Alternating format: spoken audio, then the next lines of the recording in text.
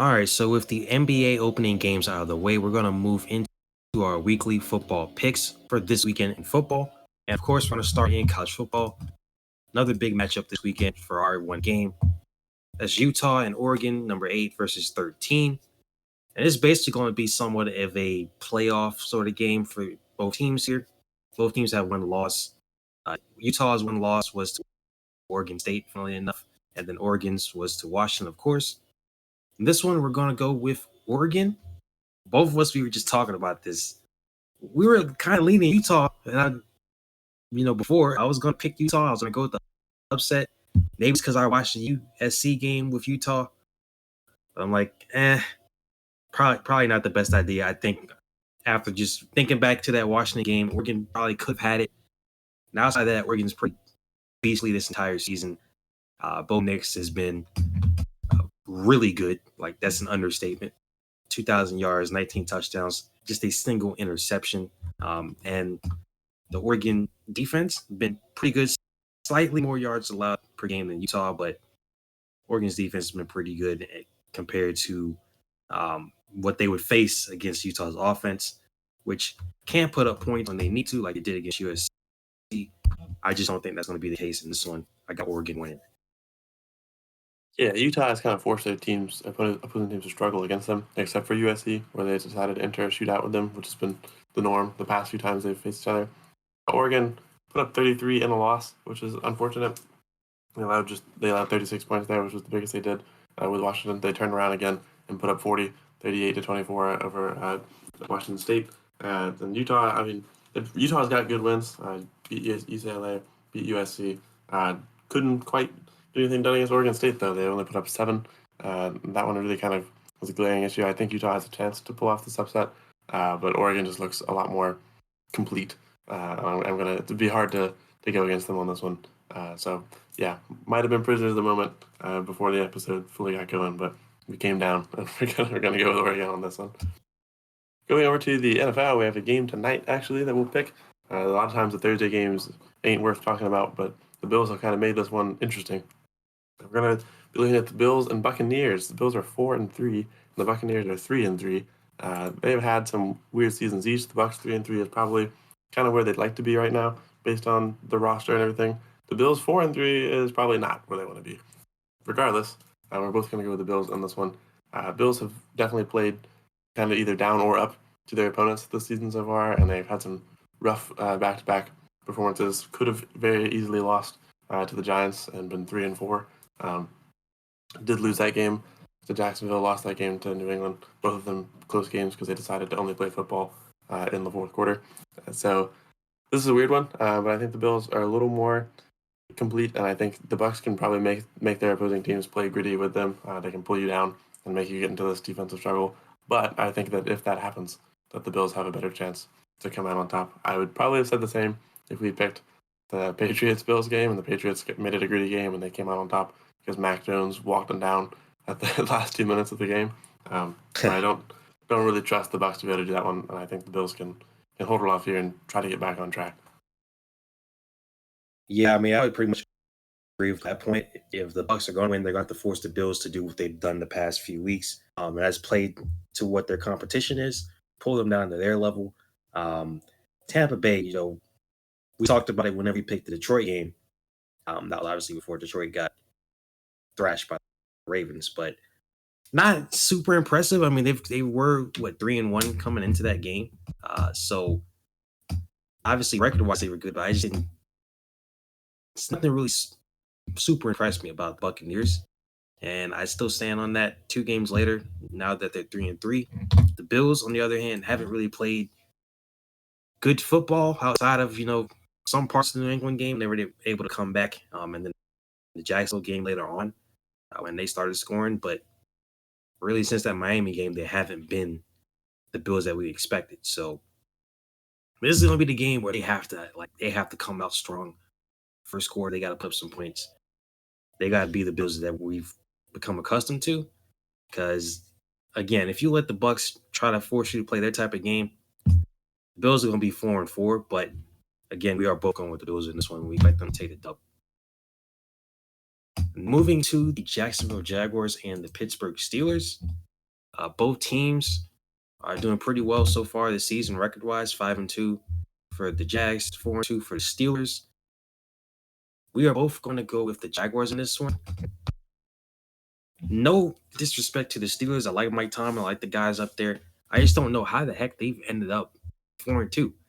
And then one of their wins is against the Baltimore Ravens, who just put it on the Lions last week. So this is pretty much how the Steelers have won games for like the past 2.5 years. They've forced teams to not really score. They played pretty good defense, made plays on defense, and their offense somehow posted out. I do not think that is going to happen here. I would probably wager the Jags offense is just going to be a little bit too much for Pittsburgh, and the Steelers offense isn't going to be able to keep up. I'd go 31-17 Jags. Yeah, this one is the Steelers have had sort of like a insanity run to keep ending up winning games, beating the Steelers, beating the Rams, taking out the Raiders, and these pretty greedy Browns. They took them out and then lose to Houston as one of their 2 losses. I think the Jaguars have been more complete. They've had some weird games, but that's because the Jaguars' favorite activity is to try to give the other team as much hope as possible with just turnovers and bad plays. So I think the Jaguars look a lot more complete here as well. I think their offense is better, their defense maybe not better than the Steelers, but is consistent enough to be up in that category of doing enough to keep you in the game and keep the opposing offense off, especially when the opposing offense is this current Steelers offense, which just doesn't move me very much. So I think that the Jaguars will come out of this one. I think you could see a similar score to their Saints game, 31-24, things like that. Jags will probably score well. Travis Etienne will have a good day, I'm sure. But the Steelers will probably not go out sad, but won't be able to pull this one off. From there, we have a, I think, pretty fun matchup between the Browns and the Seahawks. We are both going to take the Seahawks in this one. This is a tough one to pick. The Browns have a really, really good defense, but their offense right now just hasn't been that good even when Deshaun was there. He will not be there.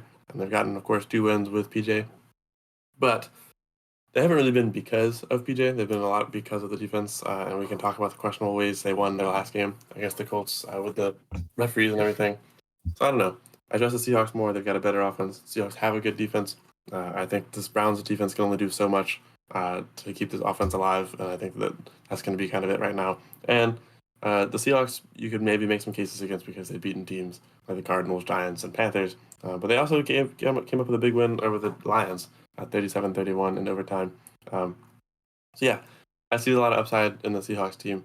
I think their offense is a fun one to watch, and I think they can put up some points. I think they'll come out with a close win. Browns have done good to make their games close, and I wouldn't be, flabbergasted if the Browns pull this one off. But I think the Seahawks will get this one.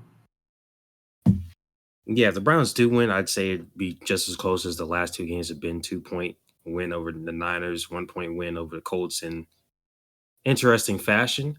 But yeah, you said offense for the Browns just hasn't been, what you expect. Obviously, you lose Nick Chubb for the season, that injury. That's going to affect your running game regardless. And the Kareem Hunt, they just got him back. So that's kind of, you're kind of expecting that there. And then when Deshaun is kind of in and out of the lineup, he's out again this week after he played last week and then went out with a concussion first. And then they said, he's fine. Comes back and they're like, nah, we can't have him back in. So they sit him for PJ for the rest of the game. So with that's going on, your offense obviously is not going to be as cohesive. But the Browns aren't hanging their head on their offense. They're hanging on their defense.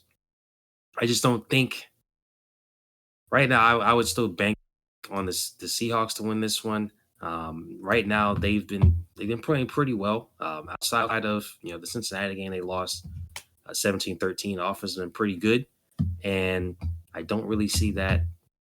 I don't see that not continuing. And this one, even against that Browns defense, because I think at some point they're going to have that offense and PJ Walker make some plays at the end.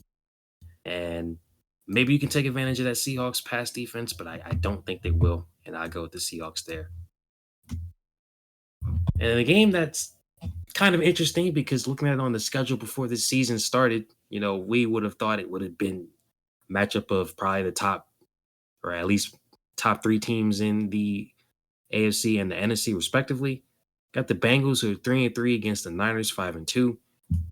Niners, they're coming off of 2 straight losses, one against the Browns and then just on Monday night against the Vikings.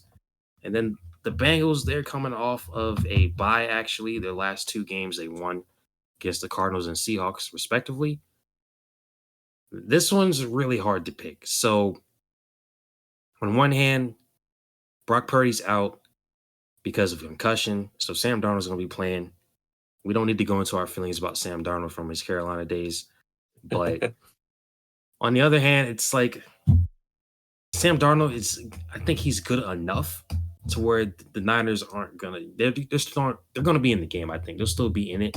I don't think Sam is gonna come in and like throw 5 interceptions or anything like that. But I would say, I don't want to get into the trap of just picking against the Niners just because they lost the last 2 games. They still got injuries. Debo right now, he's out. Trent Williams is questionable, so we'll see. But I think this is the game for the Bengals to really kind of turn it on and say, all right, we're getting back to our old ways. This is going to be the game where they need Jamar Chase, T. Higgins, Joe Burrow to step up, have big games against that Niners defense that's kind of reeling right now, and against the Niners team that's kind of stacking up with injuries at some of their best positions. Yeah, I would agree. I think that this was a hard one to pick. Sam Darnold doesn't necessarily change everything for the Bengals here. I think that's still a really good offense. There's a lot of things working for him. It's not hard to be good in that offense, and that's not a shot at Brock Purdy. It's just, Sam Darnold, a lot of times his mistakes come from because he has to do so much, and you give him too much time to make decisions. He could really just look forward and try to get the ball to somebody who's open, and there's plenty of people that are going to be open. You don't have to try to make as many things happen as the QB with that much talent on the offense. Still, the Bengals have been hot. They are coming off a bye, and the Niners have had some rough things.